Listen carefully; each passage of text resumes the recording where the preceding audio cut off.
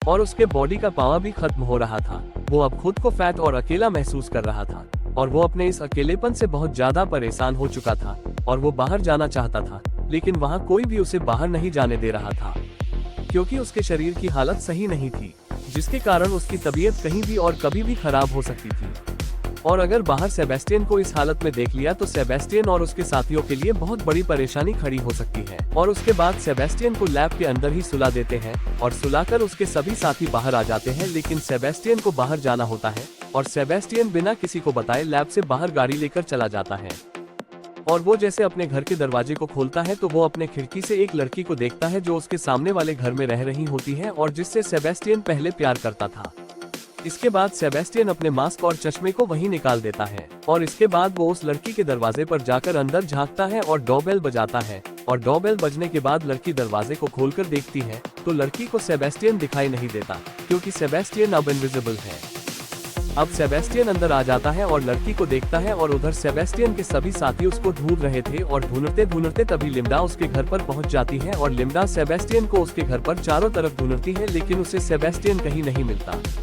लेकिन उसके मास्क और चश्मे उसके घर में नीचे पड़ा हुआ मिलता है, जिससे लिम्डा और भी ज्यादा डर जाती है और वो वापस लैब में आ जाती है और लिम्डा सारी बात लैब के बाकी साथियों को बताती है और बोलती है कि अब सेबेस्टियन हमारे लिए बहुत बड़ा खतरा बन गया है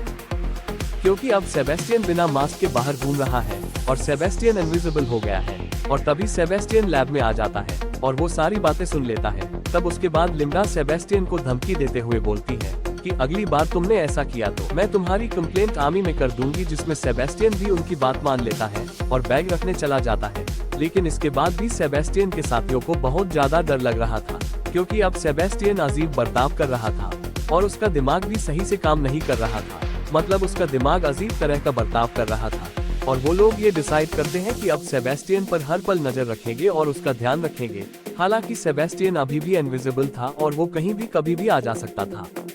लेकिन लैब में एक ऐसी मशीन और कैमरा लगा था जिससे इनविजिबल लोगों को देखा जा सकता था और वो लोग उस कैमरे का यूज करके सेबेस्टियन पर हर समय नजर रख रहे थे। और इस बात का सेबेस्टियन को अच्छे से पता होता है और उसे ये भी पता होता है कि जब तक वो कैमरे के नजर में है तब तक वो कहीं भी नहीं जा पाएगा और पूरे समय उसको वही लैब में रहना पड़ेगा। उसके बाद हम देखते हैं कि सेबेस्टियन इन सब से बचने के लिए और बाहर जाकर घूमने के लिए छिप कर जाके कैमरे की सेटिंग को चेंज करके कैमरे को ऐसा कर देता है कि जिसमें सेबेस्टियन हो या ना हो, लेकिन कैमरे में सेबेस्टियन हमेशा दिखाई देता है। यानी उसने कैमरे की सेटिंग को चेंज कर दिया, जिसके कारण कैमरे में पहले के फुटेज रिप्ले हो रहे थे और जिसके कारण वो अब आसानी से बाहर और जा सकेगा। और अब सेबेस्टियन बाहर चला जाता है और जाते जाते वो लिम्डा के घर की तरफ आ जाता है और उसे पता चलता है कि वहाँ मैथ्यू भी आया हुआ है। और सेबेस्टियन देखता है कि मैथ्यू लिम्डा के साथ रंगरलिया मना रहा है और अय्याशी कर रहा है, जिसके कारण तभी सेबेस्टियन लिम्डा के खिड़की में लगे ग्लास को तोड़ देता है क्योंकि अब सेबेस्टियन लिम्डा से प्यार करने लगा था।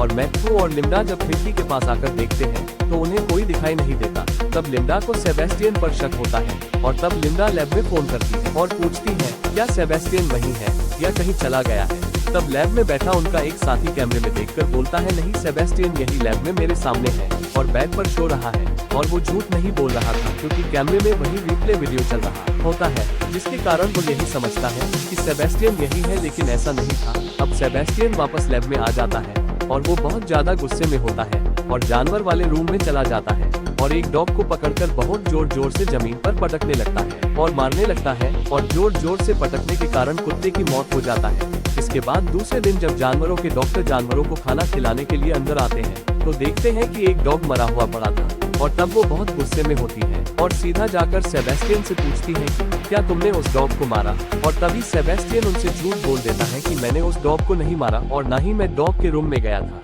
उसके बाद वो लोग कैमरा की फुटेज चेक करते हैं ताकि उन्हें पता चल सके आखिर डॉग को किसने मारा है, लेकिन उन्हें उस फुटेज में कुछ भी पता नहीं चल पाता आखिर उस डॉग को किसने मारा। इसके बाद सेबेस्टियन लिम्डा के घर जाता है और तभी लिम्डा को कुछ अलग ही महसूस होता है। उसे ऐसा लगता है कि सेबेस्टियन उसके आसपास ही मौजूद है और उसे उसके मौजूदगी का एहसास होता है। और इसके बाद लिम्डा ये चेक करने के लिए कि सेबेस्टियन लैब में या नहीं है के लिए लैब में आ जाती है और कैमरे को चेक करने में लग जाती है। और कैमरे को चेक करते करते उसे ये पता चल जाता है कि कैमरे के सेटिंग में कुछ गड़बड़ है और उसे सब पता चल जाता है कि सेबेस्टियन ने कैमरे के सेटिंग को चेंज कर दिया था, जिसमें वो यहाँ रहे या ना रहे लेकिन वो कैमरे में दिखाई देगा और इतने दिन से हमें पागल बना रहा है। और इसके बाद वे लोग डिसाइड करते हैं कि सारी बात ये लोग जाकर आर्मी को बता देंगे। तब लिम्डा और मैथ्यू आर्मी के सीनियर के पास जाकर उनको सारी बातें बता देते हैं। ये सब बात जानने के बाद आर्मी का सीनियर मैथ्यू और लिम्डा पर बहुत ज्यादा गुस्सा होता है और उन पर चिल्लाने लग जाता है, और इसी के कारण उनको इस प्रोजेक्ट से उनको बाहर निकल